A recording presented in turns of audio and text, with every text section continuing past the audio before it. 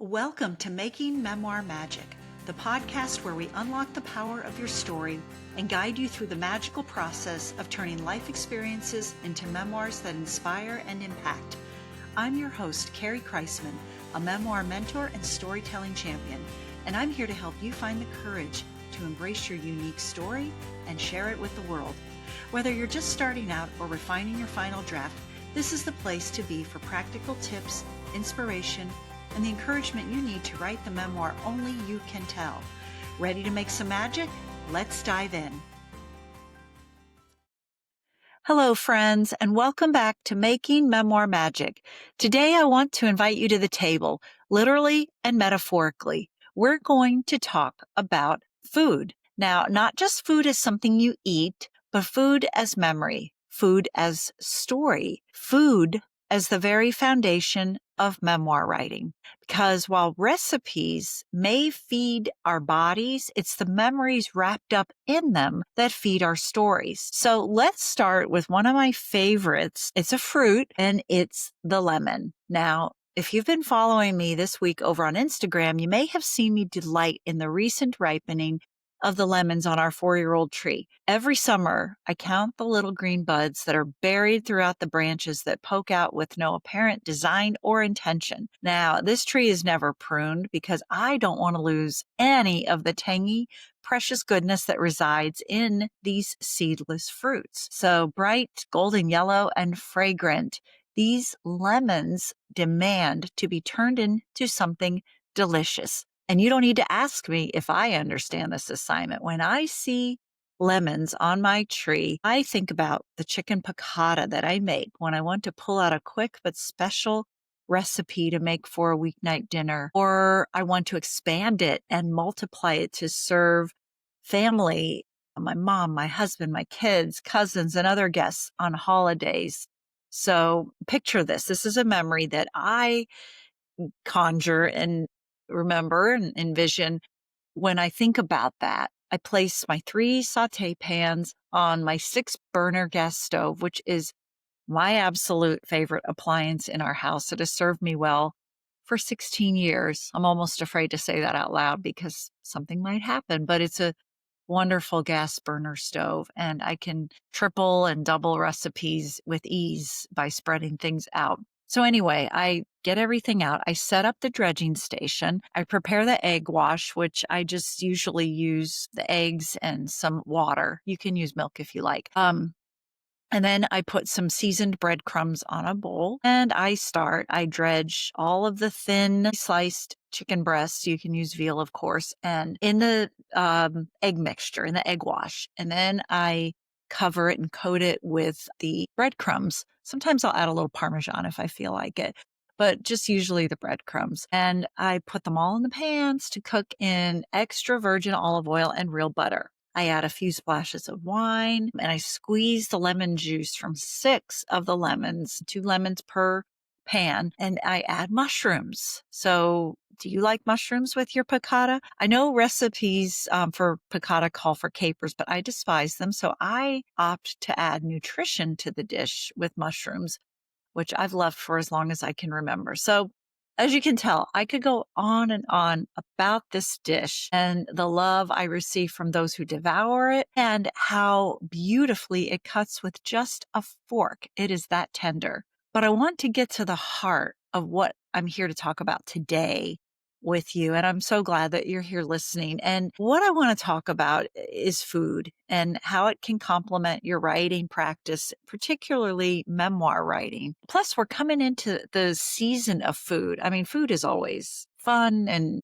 necessary and all that. And if you love to cook, that's on a whole nother level. But we are getting into the season of food. You know, it's fall, temperatures are cooler. We might decide to make a pot of chili. The holidays are coming, and what are we making for Thanksgiving and then Hanukkah, Christmas? And if you're like my family, we celebrate Jewish and Catholic Christian holidays.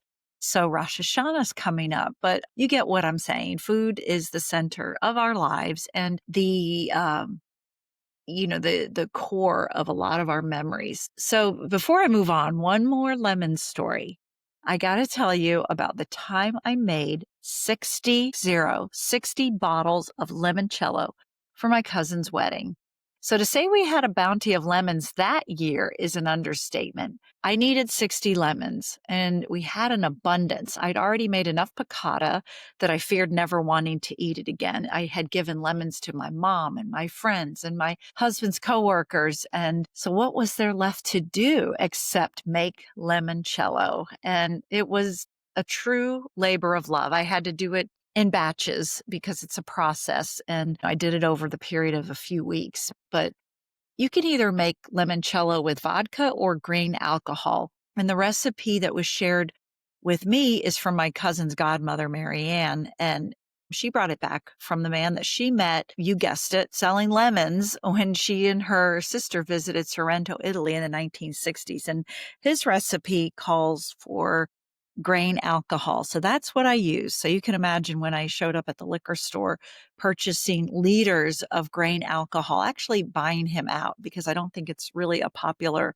mixture lately. So he asked if I was having a party with jello shots. So anyway, when I think about the limoncello, I remember how pretty those 6-inch high glass jars were with the custom labels that I'd had made for the wedding day with my cousin's name and her groom's name and the pretty raffia tied around the neck with a tag on it that had the date and that it was limoncello. It's how nice they looked on the reception table. And it was like a scene out of Italy, if I must say. But what I also think about is the guests who texted me afterwards to tell me how much they enjoyed this keepsake. And I also secretly, I thanked God that they all apparently tasted delicious. So, because I certainly wasn't going to be sampling all that limoncello. But our family still recalls that memory. And for me, it was an opportunity to provide a personal gift for my cousin and her new husband. So I know I just got a little personal here, but it's because I want you to notice that while food itself certainly matters, everything else around it does too. So the wedding, the family, the celebration, the scent in the kitchen, the tree in my yard. Food is never just food. It's layered, it's sensory, it's emotional.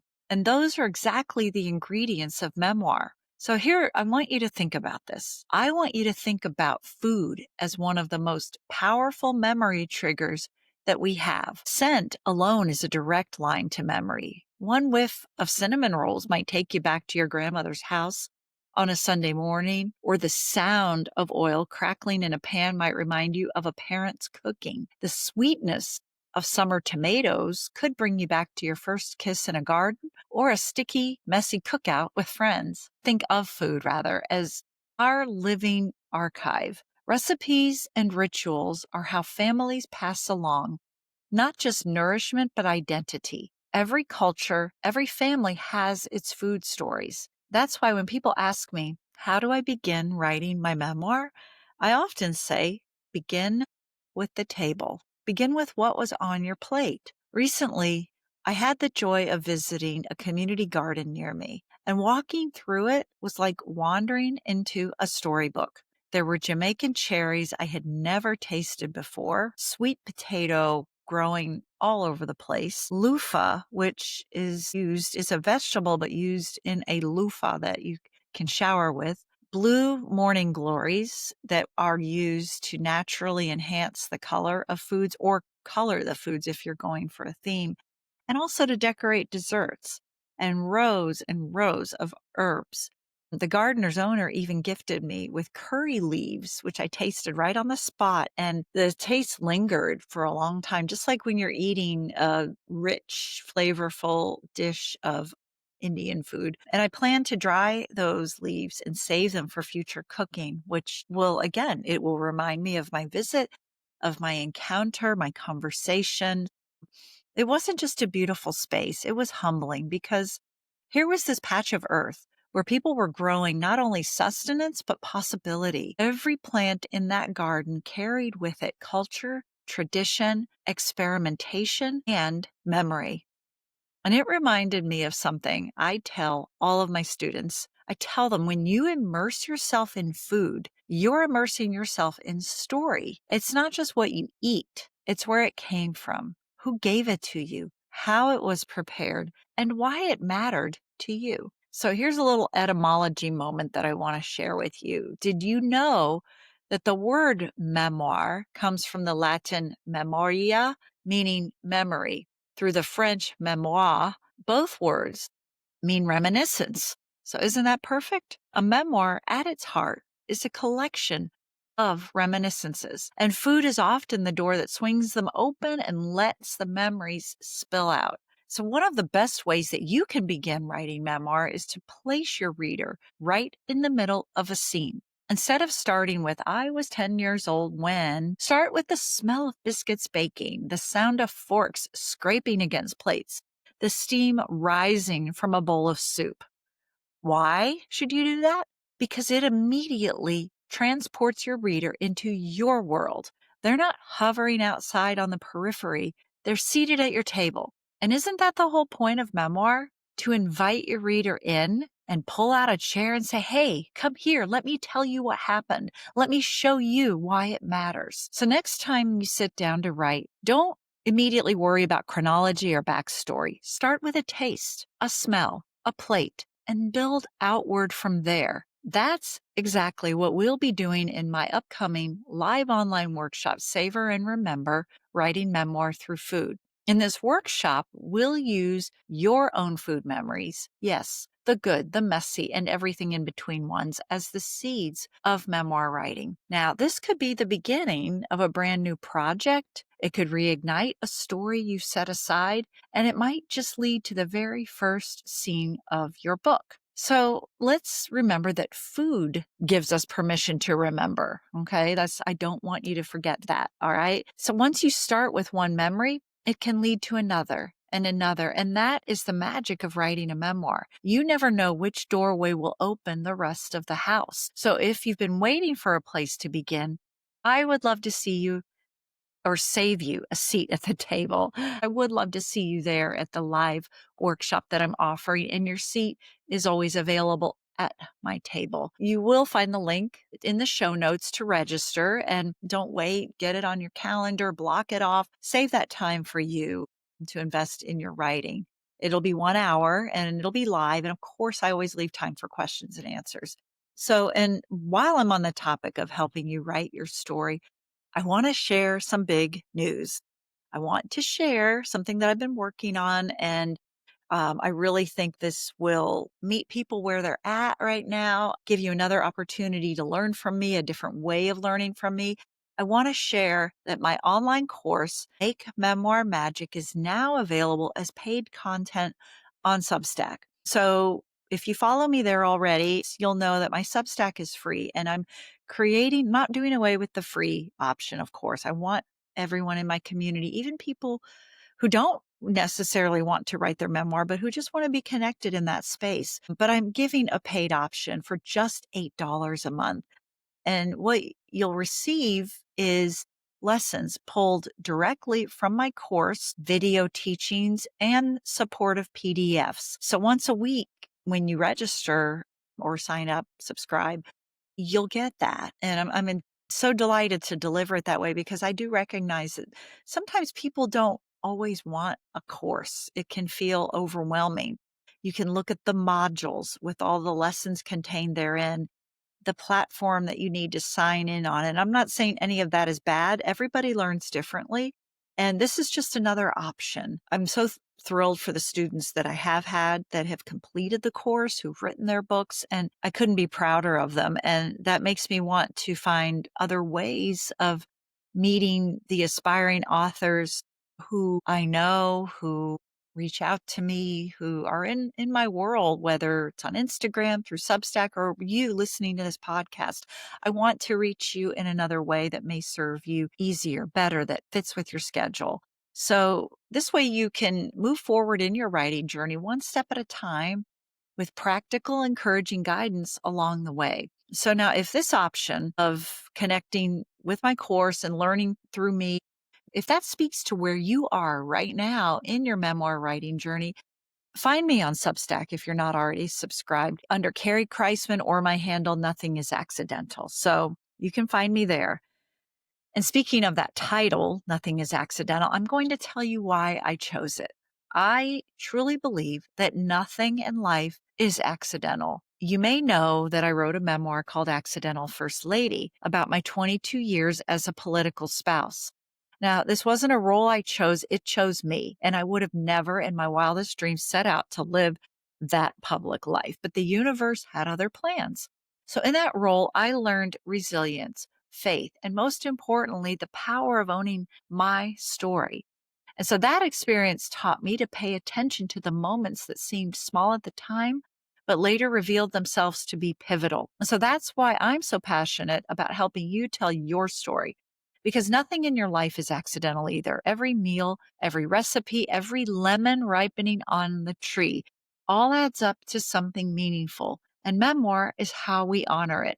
So let's bring this full circle. Food is more than fuel. It's memory, it's culture, it's identity, it's story.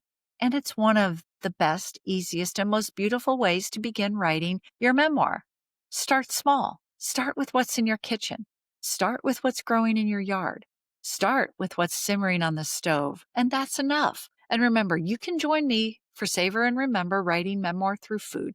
Save your seat at the table and let's start writing together.